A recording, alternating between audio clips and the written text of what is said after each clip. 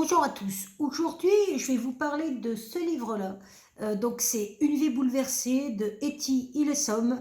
Et j'ai eu l'occasion de lire un livre d'Alexandre Jolien qui parlait justement de ce journal qui avait été écrit par Etty, qui est donc le journal intime d'une femme de 27 ans qui habitait les Pays-Bas, qui a été dans un camp à Westerbork aux Pays-Bas, qui a été déportée en septembre 1943 à Auschwitz et qui est morte là-bas en novembre 1943. Et c'est vraiment un livre assez intéressant dans la mesure où c'était une femme profondément intelligente. Et dans le mot intelligente, je veux dire là par là, humainement parlant et puis culturellement parlant, qui avait un désir fou de comprendre à travers ses lectures et bouleversante aussi au niveau de sa conscience des choses et de cet humanisme qui fait partie de ce livre. Alors, je vais vous montrer quelques extraits que moi j'ai trouvé intéressants au niveau de la réflexion. Alors, par exemple, voilà ce qu'elle écrit le 15 mars. Hier après-midi, nous avons lu ensemble les notes qu'il m'avait prêtées et lorsque nous sommes arrivés à ces mots, alors elle parle d'un psychologue qu'elle voyait et qui était vraiment quelqu'un à qui elle était énormément attachée et qui a été un petit peu son mentor dans la réflexion qu'elle avait vis-à-vis de l'existence. Mais il suffirait d'un seul homme, dit de ce nom, pour que l'on puisse croire en l'homme, en l'humanité. Alors ça, je trouve cette phrase assez intéressante parce que on a toujours tendance à généraliser lorsque on n'arrive pas à voir le positif de la vie et que quand on se dit que dans le global, les choses ne se passent pas bien, que les humains ne sont pas à la hauteur, on n'arrive pas à voir justement qu'il y a des cas particuliers qui sont des fois très nombreux qui permettent justement d'infirmer le fait que tout n'est pas si noble que ça dans la vie. Et quand on a la chance de tomber justement sur cette personne qui nous fait voir justement qu'on peut croire en l'humanité, ben c'est une chose extraordinaire. Et je crois justement qu'elle s'est toujours attachée à ça, notamment en termes de personnes du peuple juif. Elle a essayé de voir justement que ce peuple ne se limitait pas à une masse et que chacun était constitué d'individualité et qu'il fallait considérer chacun donc comme une entité à part entière. Donc à la page 26, je continue, donc vendredi 21 mars. Mais aujourd'hui, où chaque minute est pleine de vie, d'expérience, de lutte, de victoire et de rechute, suivie d'un retour à la lutte, aujourd'hui, je ne pense plus à l'avenir. Il m'est indifférent de faire ou non de grandes choses, parce que j'ai l'intime conviction que de la réussite ou de l'échec, il sortira toujours quelque chose. Avant, je vivais au stade préparatoire. J'avais l'impression que tout ce que je faisais ne comptait pas vraiment, que de la préparation à autre chose, à quelque chose de grand, de vrai. Tout cela m'a quitté. Aujourd'hui, à la minute présente, je vis. Je vis pleinement. La vie vaut d'être vécue, et si j'apprenais que je dois mourir demain, je dirais dommage, mais je ne regrette rien. Alors ça aussi, c'est un passage assez intéressant parce que, en tout cas moi personnellement, j'ai toujours pensé plus jeune que il fallait peut-être faire des choses un petit peu extraordinaires pour se sentir légitime dans cette vie, à toujours chercher une sorte de perfection. Et puis en fin de compte, en vieillissant, je me suis rendu compte que ben, la vie suffisait à elle-même, qu'il fallait pas avoir cette prétention d'être extraordinaire et que vivre la vie là au moment présent, pleinement, sans chercher forcément la perfection, c'était déjà l'honorer et être légitime de cette vie. Donc je continue avec un passage, donc page 39. Hier, j'ai cru un moment ne pouvoir vivre plus longtemps, avoir besoin d'aide. J'avais perdu le sens de la vie et le sens de la souffrance. J'avais l'impression de m'effondrer sous un poids formidable. Pourtant, j'ai continué à me battre. Et voilà que je me sens capable de continuer plus forte qu'avant. J'ai essayé de regarder au fond des yeux la souffrance de l'humanité. Je me suis expliqué avec elle, plutôt quelque chose en moi s'expliquer avec elle. Des interrogations désespérées ont reçu des réponses. La grande absurdité a fait place à un peu d'ordre et de cohérence, et me voilà capable de continuer mon chemin. Une bataille de plus, brève mais violente, dont je sors enrichi d'un infime supplément de maturité. Je dis que je me suis expliqué avec la souffrance de l'humanité. Je me sens plutôt comme un petit champ de bataille où suivi de les querelles et questions posées par notre époque. Tout ce qu'on peut faire, c'est de rester humblement disponible pour que l'époque fasse de vous un champ de bataille. Alors, ça, j'aime bien ce côté-là parce que, comme beaucoup, je pense qu'on est nombreux à ressentir euh, un sentiment assez particulier par rapport à la souffrance qui nous entoure, qui semble quelquefois universelle. Et c'est tellement lourd à porter de voir que on n'arrive pas à gérer une humanité qui serait justement uniquement tournée vers l'empathie et la bienveillance, que on se sent des fois incapable de continuer. On ne comprend pas l'absurdité des choses. Ben, je crois que déjà accepter ça, accepter cette souffrance-là, c'est déjà avancer. Et bien sûr, à notre échelle, il faut tout faire pour la diminuer, mais il faut se dire que la bataille n'est pas unique et que tout se fait par petits pas et que lorsqu'on veut atteindre un objectif, le meilleur moyen de l'atteindre, c'est justement en faisant les choses petit à petit. Donc je continue avec la page 42. Il dit que l'amour de tous les hommes vaut mieux que l'amour d'un seul homme, car l'amour d'un seul homme n'est jamais que l'amour de soi-même. Donc c'est toujours le psychologue justement qu'elle voit, qui s'appelle Julius Speer, qui lui explique donc que le véritable amour, c'est le véritable amour des hommes en fin de compte, et que se contenter d'aimer un seul homme, c'est justement ne pas se permettre la liberté de les aimer tous. Et elle continue en disant, ben, cette question féminine n'est pas si simple, parce que justement, elle a tendance à analyser cette situation du point de vue féminin, en disant que c'est souvent la femme qui cherche justement cet homme idéal qui permettrait ben, de couvrir tous ses besoins affectifs. Et donc elle continue, cette question féminine n'est pas si simple. Parfois, voyons dans la rue une jolie femme, élégante, soignée, hyper féminine, un peu bête, je sens mon équilibre vaciller. Mon diligence, mes luttes avec moi-même, ma souffrance, m'apparaissent comme un poids oppressant, une chose laide, antiféminine, et je voudrais être belle et bête. Une jolie poupée désirée par un homme. Étrange de vouloir ainsi être désirée par un homme, comme si c'était la consécration suprême de notre condition de femme, alors qu'il s'agit d'un besoin très primitif. L'amitié, la considération, l'amour qu'on nous porte en tant qu'être humain, c'est bien beau. Mais tout ce que nous voulons, en fin de compte, n'est-ce pas un homme qui nous désire en tant que femme? Et là, elle reprend vraiment cette réflexion de se dire, mais pourquoi, et c'est peut-être culturel hein, d'ailleurs ou sociétal, pourquoi la femme, surtout il ne faut pas oublier qu'on est à l'époque ben, des années 40, donc pourquoi la femme ne se sent légitime que si elle est désirée par un homme en tant que femme. Et je crois qu'elle va essayer de se libérer justement de cette emprise et de cette dépendance tout le long justement de son écriture dans ce journal. Alors, je continue avec la page 69. Processus lent et douloureux, que cette naissance a une véritable indépendance intérieure.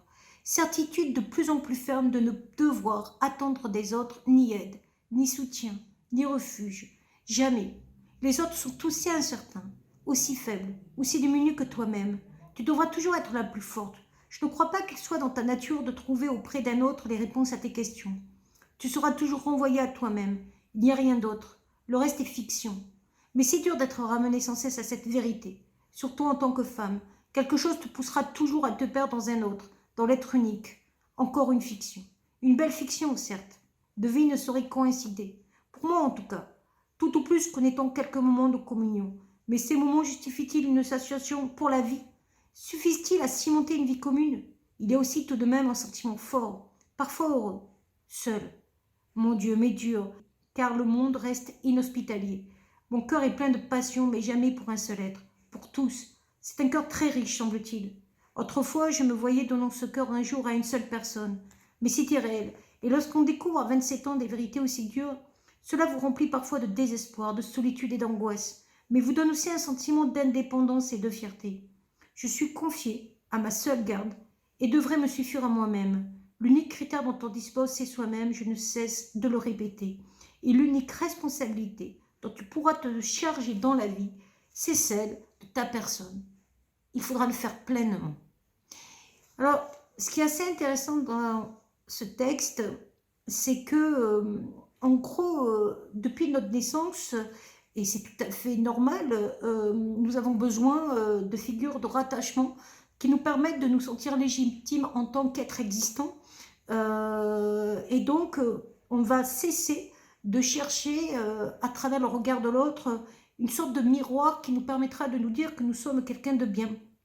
Et souvent, en vrai, on ne voit dans l'autre que ce qu'on ne désire que voir de nous dans l'autre. Et ce miroir n'est pas forcément à la hauteur de nos espérances. Et c'est tout à fait normal, puisque ce n'est qu'à travers notre prisme que nous pouvons voir ce que les autres reflètent de nous.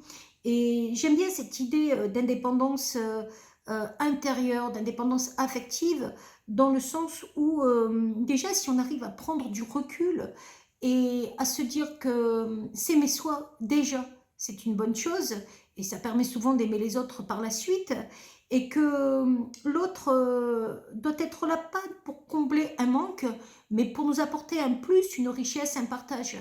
Et moi je pense que c'est bien justement d'arriver à une certaine indépendance où l'autre n'est pas forcément la personne qui va nous manquer ou par rapport à laquelle nous serons blessés si il ne nous accorde pas assez d'importance, mais plutôt dans l'idée que mais aimons les autres au mieux sans les vouloir à nous, sans être possessifs, sans vouloir forcément qu'ils reflètent ce que nous sommes. Et lorsqu'on a cette chance-là, que l'autre nous apporte un peu de reconnaissance ou en tout cas des partages humains, ben là remercions cette vie, remercions les personnes, donc n'hésitons jamais à aller vers les autres, mais gardons toujours en mémoire que si l'autre ne nous reflète pas assez à l'image de ce que nous voudrions être ou de ce que nous sommes, il ne faut pas lui en vouloir. Il faut toujours continuer à accepter cette idée que c'est avant nous, c'est avant tout nous qui devons nous aimer et nous apprécier, nous estimer.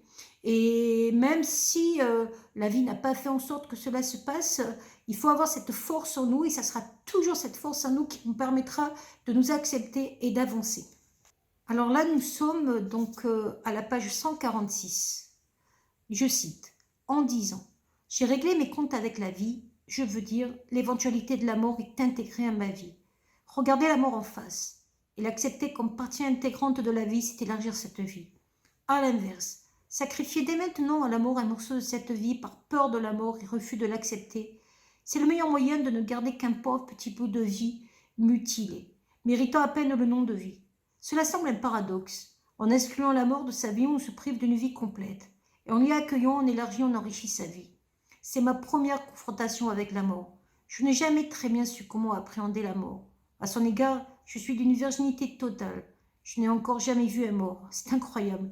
Dans ce monde semé de millions de cadavres, à 28 ans, je n'ai encore jamais vu un mort.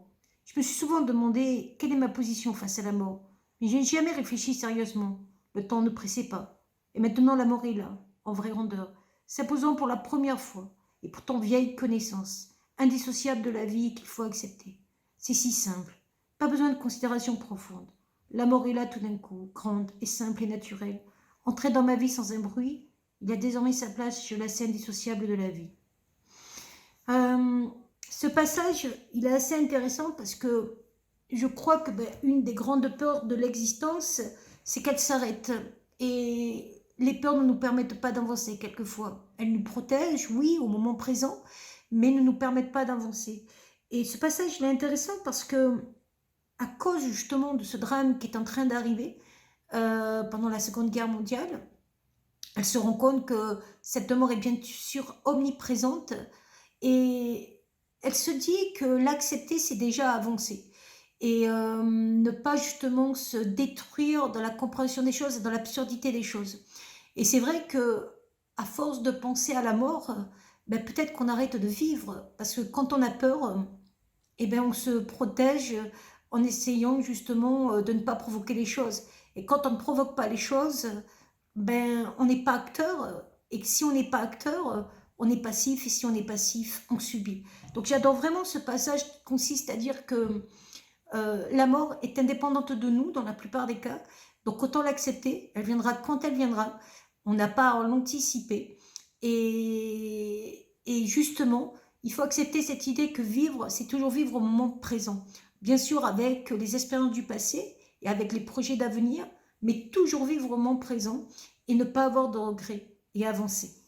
Alors, je continue avec ce qu'elle a écrit le 22 septembre 1943. Donc, c'était presque à la fin de son existence, où elle avait été justement très fragilité et très malade. Il faut apprendre à vivre avec soi-même, comme avec une foule de gens. On découvre alors en soi tous les bons et les mauvais côtés de l'humanité. Il faut d'abord apprendre à se pardonner ses défauts, si l'on veut pardonner aux autres. C'est peut-être l'un des apprentissages les plus difficiles pour un être humain. Je le constate bien souvent chez les autres. Et autrefois, je pouvais l'observer sur moi-même aussi, mais plus maintenant. Que celui du pardon, de ses propres erreurs, de ses propres fautes. La condition première en est de pouvoir accepter, et accepter généreusement, le fait même de commettre des fautes et des erreurs. Alors ça reprend un petit passage qui a été justement dans les pages précédentes, où justement il faut apprendre dans la vie à ne pas être parfait. C'est pas très très grave. Accepter déjà qu'on est constitué d'expériences qui sont quelquefois négatives, c'est déjà avancé. Et si on n'arrive pas à vivre avec soi, on ne peut pas vivre avec les autres, parce que on ne peut pas pardonner des choses aux autres si nous-mêmes on ne se pardonne pas à soi de ne pas être parfait. Donc commettons des erreurs, ça ce n'est pas très grave, il ne faut jamais s'en vouloir. Mais par contre, il faut essayer de ne pas les reproduire. Arrêtons de culpabiliser en se disant que nous sommes responsables de tout, et réciproquement, il ne faut pas que les autres nous fassent culpabiliser en nous faisant penser que nous sommes responsables de tout. Je trouve que ça, c'est vraiment une parole de sagesse, de se dire que dans la vie, faire des fautes et des erreurs, c'est constructif. Il ne faut pas s'en vouloir. Là où il faudrait s'en vouloir, c'est si on ne faisait rien pour ne pas les reproduire. Et donc, à partir du moment où nous, on s'accepte en tant qu'être imparfait, automatiquement, on acceptera l'autre en tant qu'être imparfait et on aura beaucoup plus de bienveillance et de tolérance. Alors là, c'était le journal et c'est suivi par des lettres de Westerbork, donc l'endroit où elle était justement aux Pays-Bas. Et franchement, si j'ai un conseil, c'est vraiment de prendre le temps de lire ce livre et d'apprendre à connaître ce personnage, Etty, parce que c'est vraiment un personnage qui est rempli d'une richesse extraordinaire et ça peut parler justement à beaucoup d'entre nous, ce qu'elle a pu poser en mots et combien justement ces lectures étaient importantes pour comprendre les choses et combien poser les mots était quelquefois complexe pour elle parce qu'il y avait trop de choses dans sa tête, peut-être des choses beaucoup plus universelles qui étaient difficilement traduisibles en mots. Donc vraiment, n'hésitez pas, lisez ce livre et prenez vraiment beaucoup de plaisir à découvrir ce personnage.